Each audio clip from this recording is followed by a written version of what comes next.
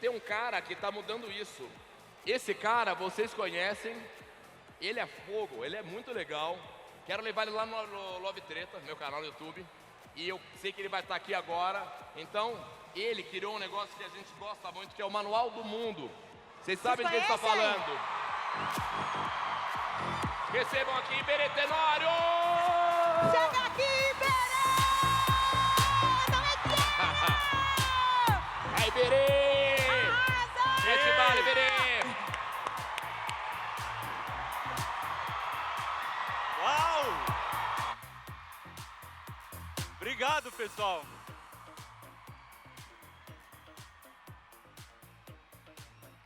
De coração, fiquei emocionado agora, eu juro. Valeu mesmo.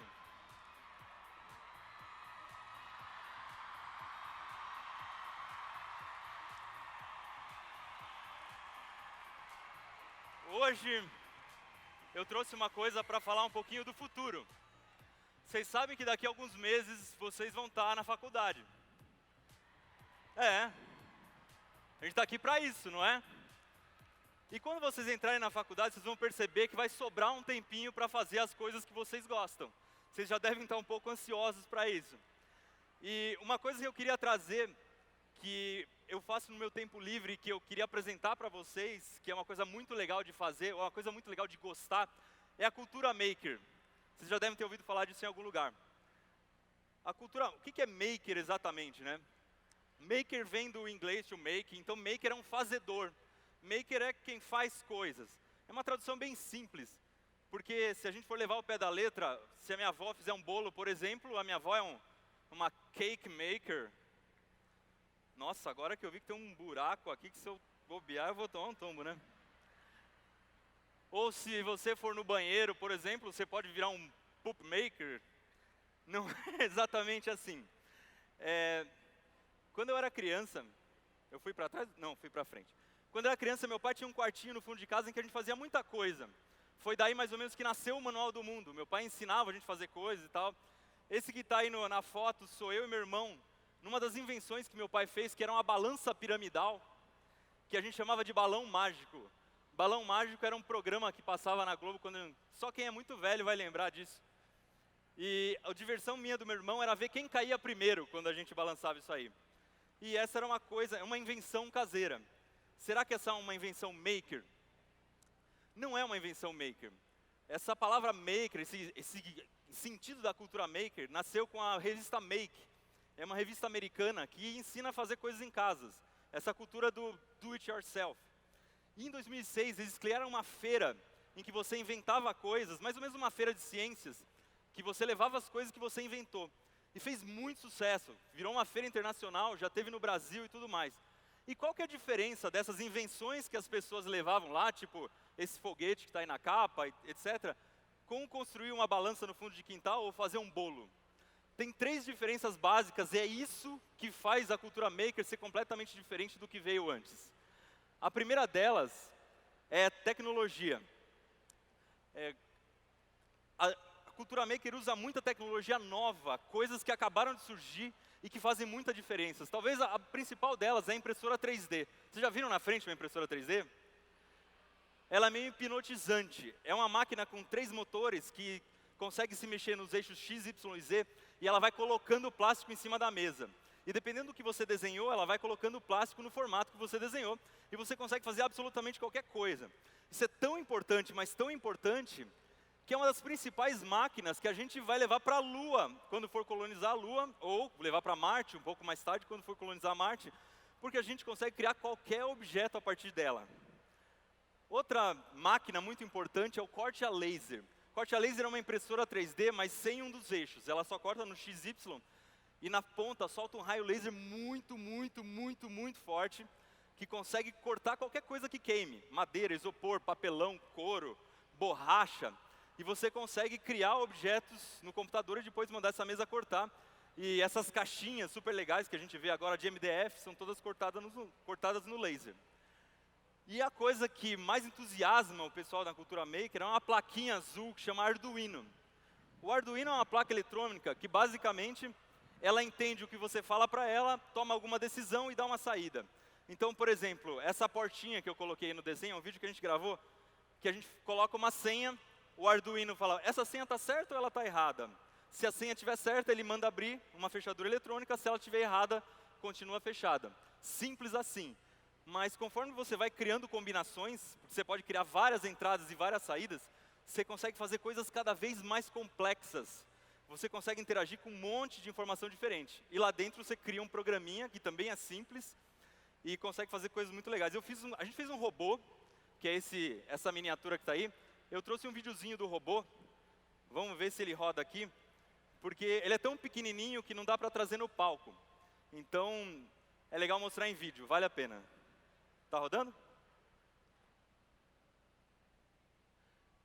Esse é um robô feito com Arduino e o corte a laser. Tudo isso foi MDF cortado no laser. No começo eu estou controlando com a minha mão, que é um teste para você ver se o robô está te obedecendo. E depois que você consegue controlar com a mão, você consegue dizer para o robô quais são as posições que você quer que ele siga. Coloca alguns pontos chaves e a partir daí você consegue programar ele para fazer tudo sozinho. É muito simples. E é exatamente assim que funciona um robô profissional. A gente gravou um vídeo no Manual do Mundo mostrando um robô lá no Instituto Mauá e foi exatamente o mesmo princípio do Robô Maker. Então, quer dizer, com uma coisa simples, barata e fácil de fazer, você acaba entendendo como uma coisa super complexa funciona. E aí, está o robozinho funcionando sozinho depois que a gente programou. E claro que a minha diversão foi colocar corante dentro de uma caixa. Não é exatamente um robô assim muito útil no nosso dia a dia. Para mostrar para vocês aqui uma coisa um pouco mais visível, eu trouxe uma outra invençãozinha de Arduino, que é o seguinte, tem um sensor de som. O sensor de som não é exatamente o microfone. Ele só diz se tem som ou não. Ele fala para o Arduino, tem som ou não tem som. E tem um botãozinho ali que você regula o limiar. A partir de que momento você quer que ele identifique o som. Porque aqui, por exemplo, toda hora ia ficar identificando o som. Não é assim, eu coloquei para ele identificar só um som muito forte. E aí o Arduino fala, tem som, então eu vou ligar uma lâmpada. E aí a gente colocou ali, para ligar a lâmpada, um relé. É aquela peça azul que vocês estão vendo ali, com 4 caixinhas. Cada relé está ligado numa tomada. Então o Arduino recebe a informação, vê se tem som. Se tiver um som, ele liga a primeira tomada. Se tiver 2, ele liga a terceira. Se tiver 3, ele liga a quarta. Se tiver 4 sons, ele liga a... Eu errei tudo, né? Um som liga a primeira, a segunda, a terceira e assim vai. Isso aqui chama interruptor clap. O Arduino tem um problema que quando tem muita gente em volta, ele fica com vergonha.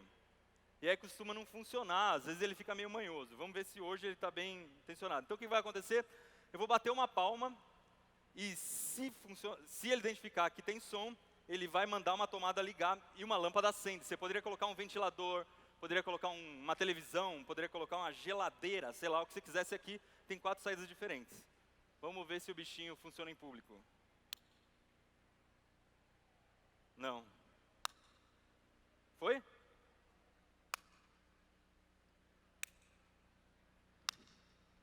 Alguém consegue identificar o que... Não, calma que ele fica louco, assim não funciona muito bem. Então, tem um problema de usuário aqui.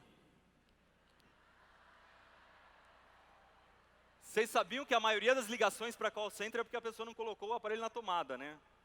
É assim que funciona. Agora vai. Opa! Espera aí. Vocês estão deixando a máquina louca. Vou tentar fazer quietinho agora.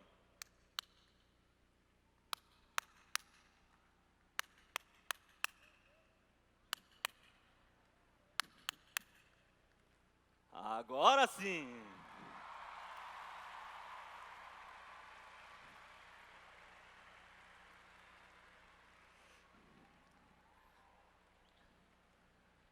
A segunda coisa do mundo maker que é muito importante, e aí talvez seja a maior diferença de todas, é a colaboração.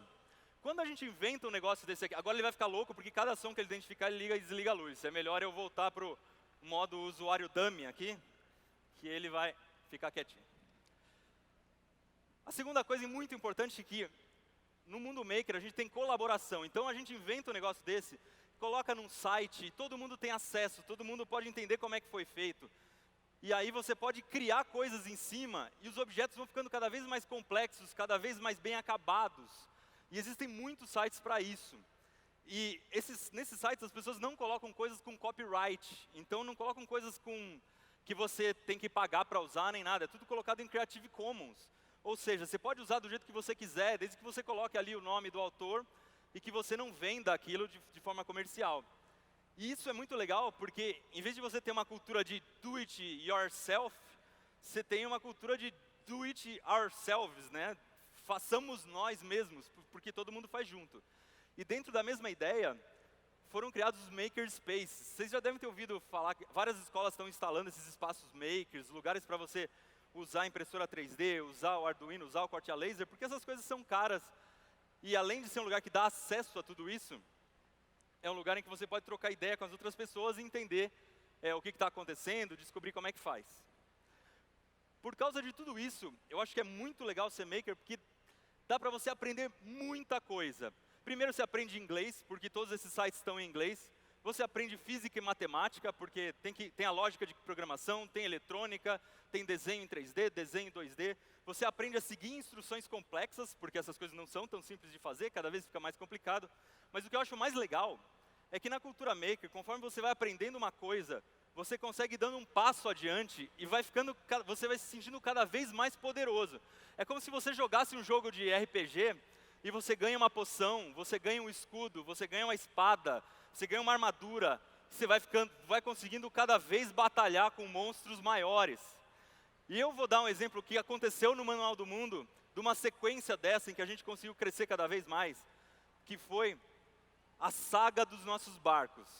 Em 2012 eu inventei de fazer um barco de origami gigante, juntando 80 cartolinas e dobrando no formato de origami tradicional.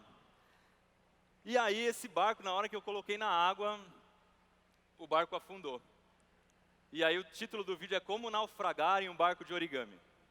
Foi uma humilhação, mas eu resolvi colocar no ar, porque se a gente fez, vamos mostrar para as pessoas como é que foi feito. Só que no ano seguinte eu falei, vamos no próximo ano, esse vídeo é lançado no começo do ano, vamos no próximo ano fazer um barco mais parrudo, usando as coisas que a gente aprendeu no primeiro. E aí a gente fez esse barco de papelão, que é um pouco parecido com um barco de papel, mas ele levou 4 pessoas e não afundou. Depois que a gente aprendeu a fazer esse barco, a gente falou, peraí, agora a gente já sabe fazer barco, vamos para o próximo. Sempre tentando fazer do jeito mais simples possível. A gente fez um barco de garrafa PET, 90 e poucas garrafas PET. Esse barco ficou tão legal, mas tão legal que a gente resolveu colocar motor nele. E a gente colocou um motor movido a furadeira elétrica. Existe esse vídeo. Barco de garrafa PET movido a furadeira sem fio. Com o que a gente aprendeu nesse barco, com os canos que usava, a gente fez o próximo barco, que era um barco de silver tape. A estrutura toda do barco era feita de cano de PVC e por fora é uma camada de silver tape. Esse foi testado no mar.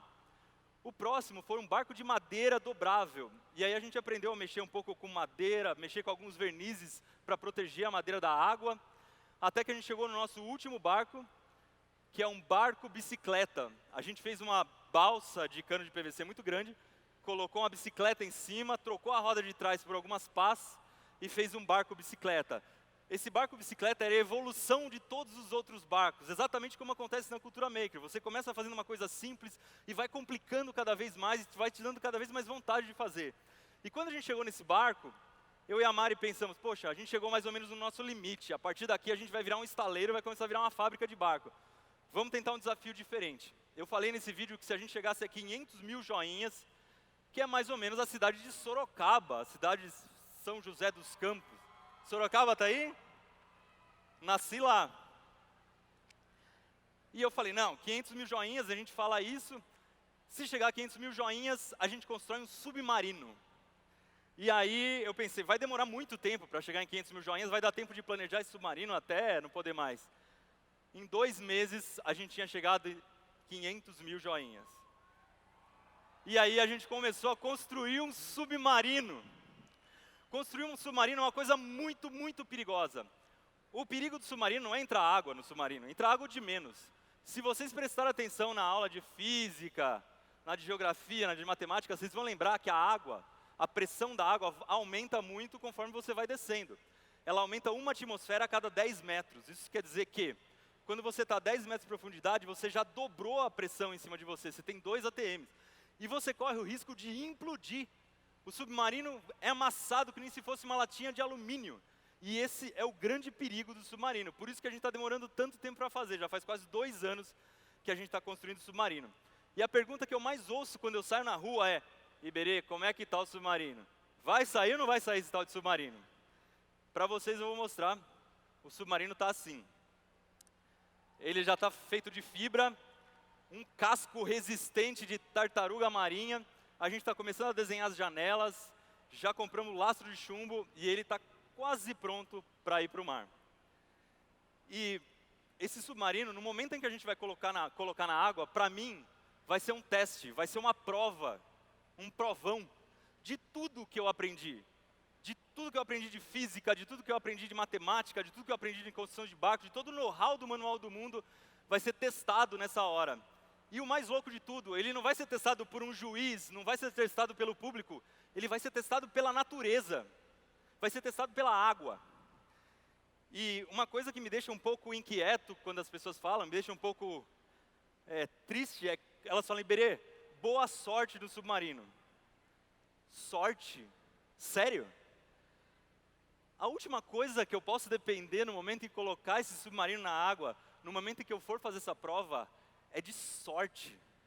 Então, na hora em que a gente vai partir para um desafio grande, na hora em que a gente vai partir para uma prova como essa, a gente tem que estar preparado, ou preparadão.